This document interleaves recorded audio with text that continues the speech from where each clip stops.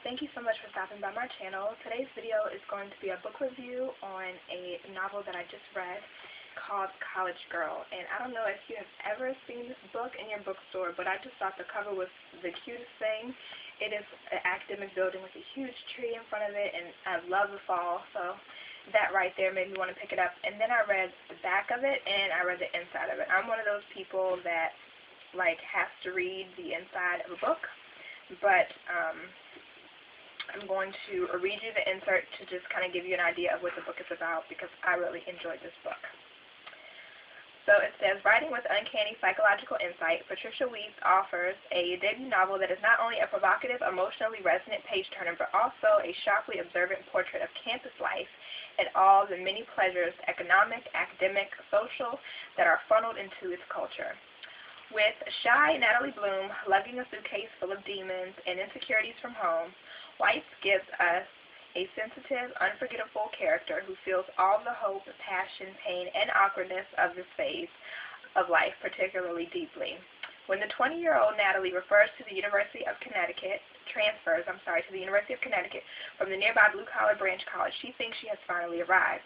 But attractive and ambitious, she is also ashamed of her working-class background and intimidated by her new classmates. Worse still, she has practically no experience with sex, a fact that only increases her insecurities and social withdrawal. Afraid that she'll be found unworthy, she holds her fellow students at arm's length and finds herself most often alone. That is, until she meets Patrick, a handsome, confident senior, her fantasy, she thinks, of a cultured, intellectual, Prince Charming, and everything changes.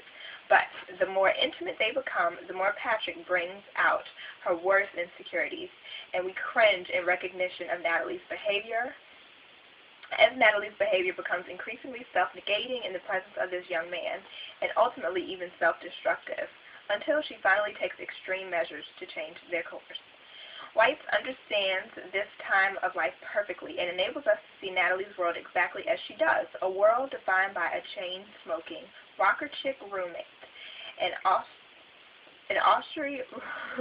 Russian history advisor, a preppy pot-smoking boy crush, a cocktail of fierce ambition, frustration, anticipation, and anxiety, and the conviction that she must be the first person to have felt things that she does.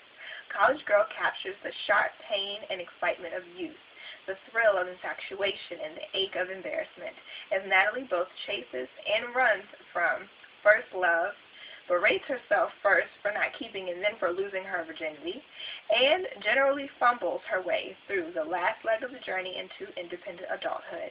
It is a moving and intensely real portrait of a character whose insecurities are recognizable to us all, and of a time of life that changes everything. So, it says this author has worked for The Nation, The New Yorker, The Los Angeles Times, and she lives in Los Angeles with her husband and a filmmaker and their 2 children. So, even though that was like a super long description of the book, it's very accurate. I like this book because it was very real. I was a transfer student too. I was very introverted, and not in a social anxiety sort of way, because I know some people have social anxiety and they in general just avoid interactions with people. I wasn't like that, but I was very much to myself.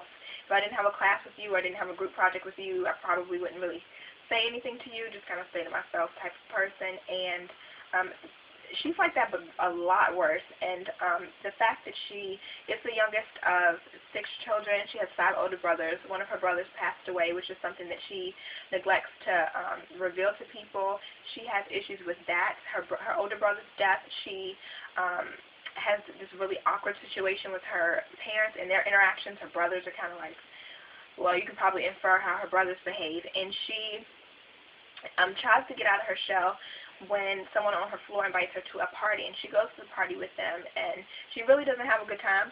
She ends up going to the library to study, and that's when she meets Patrick, and that changes everything. Her worst insecurities are kind of amplified after the initial first meeting with the 2 of them, I believe, and you really get to see what it's like for girls in college sometimes. I'm not saying that this experience is specific to women, but she is a woman, and I could understand a lot of why she felt the way she felt or why she behaved the way she behaved. Not to say that I didn't that I agree with everything that she did, because I didn't agree with some of the things she did, especially concerning Patrick. But you'll have to read to find out more about that situation. I can't say enough good things about the character building in this book. I thought it was very great. I thought the world building was really accurate for Natalie and where she was. She was a transfer student. She was at college. She's at UConn. And from her perspective, all of the students around her, most of them are from affluent families, and she just feels like she's left out. Everyone's having fun but her. You know, she has to pay for college on her own. She has to work for it. Her parents aren't taking out any money to help her, and she doesn't really identify with people whose parents can just write a check for them when they go to college. So she already has insecurities about that. She's a virgin, so she has insecurities about interacting with men, and you get to see her from the beginning of her senior year to the end and what she decides to do afterwards, and it's just a very realistic picture of what college is like. I was a transfer student, so I can identify with some of the things that the author put in here about Natalie to help us kind of understand her character and why she behaved the way that she did. But I would definitely recommend this book. If you are a senior in college, even if you are not in college, if you're a senior in high school about to go to college in August, or if you are in college or you just graduated from college, I would suggest that you read this book, because it's a very realistic view of what some people go through in college. Not everybody has the same experience, but even though I was a transfer student, I went to a 4-year university first, and when I decided what I wanted my major to be and they didn't have it, I left and went to a junior college, and when I graduated from there, I transferred to a 4-year university, and then I graduated. So already I have 3 different college experiences that I'm taking into this book and reading, and everything was so real and very vivid for me, and I could see these characters and their personalities and the people on her floor and her roommates and everything. So I just found this to be really enjoyable for that reason. So I would highly suggest reading this book. I thought it was a great book, and I've never heard anybody talk about it. No one suggested it to me. I just saw it on sale at Books A Million and decided to pick it up, and I've had it for months and finally read it and finished it in less than a week. Also, because I put up those College 101 videos, I didn't really ever sit here and say anything about real college life, what it's really like, the stresses of it, the joys of it, the growth that you experience as a college student. I never really said anything about that, but I think this kind of sums it up in a nutshell. But there's also another book in addition to this one called Pledged, and it's written by Robbins, I think is her name. I don't have the book to show you because I let one of my friends borrow it, but it's about sorority life, and I think I did that. I did a speech on Greek life at historically black universities and universities that are not historically black universities, and just the difference between the Greek system.